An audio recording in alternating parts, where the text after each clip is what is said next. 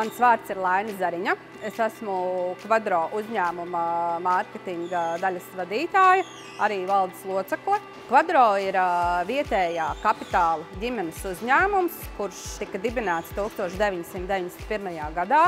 Tā vēsture un zināšanas par nozari, kurā mēs strādājam, jau ir stipri senākas, jo uzņēmuma īpašnieki, dibinātāji abi ir ķīmiķi. Pirms tika dibināts šis uzņēmums, šie cilvēki jau ļoti ilglaicīgi strādā šajā nozarē. Šīs zināšanas jau ir ļoti senas, ko mēs pārnesām uz SIA Kvadro.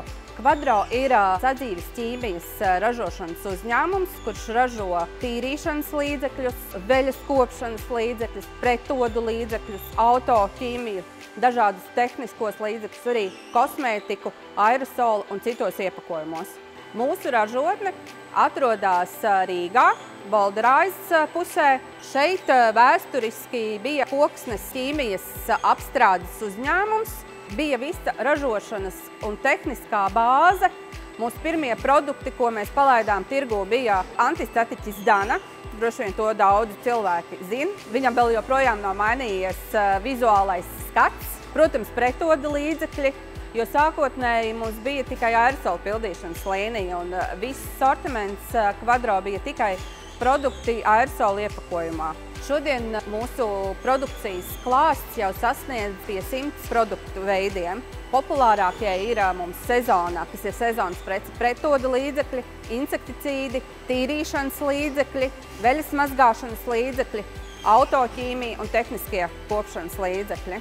Runājot par jaunumiem, man ir jāpiemina šķidrie veļas mazgāšanas līdzekļi. Pagaidām 2 veidi, bet mēs strādājam pie šīs kategorijas paplašināšanas, kas svarīgi. 2 gadus atpakaļ mūsu ekoloģiskai tīrīšanas līdzekļu sērijai EcoIdea mēs ieguvām Eiropas Savienības ekolabel marķējumu. Kvadro vidēji gadā saražo ap 1,5 miljonu produkcijas vienību. Vidēji tiek nodarbināti ap 20 darbinieki.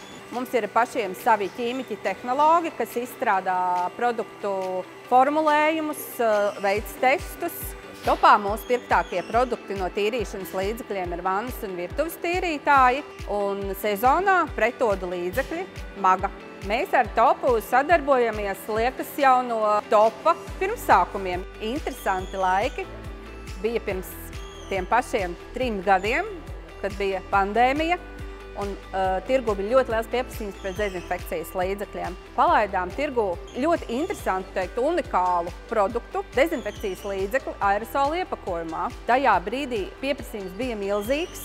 Šis produkts ļoti labi pildīja savas funkcijas, jo dezinfekcijas līdzeklis aerosolā viņu var lietot gan uz cietām virsmām, gan uz mīkstām virsmām, jo viņam klājās plāna kārta, gan uz rokām. Mēs bijām vieni no pionieriem, kas palaida šāda veida dezinfektantu tirgū. Vidēji gadā mēs radām 3 līdz 4 jaunus produktus. Šobrīd mēs lūkojamies dārza ķīmijas lauciņā, un es ceru, ka pēc kādiem 2–3 mēnešiem mēs savus pircējus varētu priecēt ar jaunu produktu dārza ķīmijas kategorijā.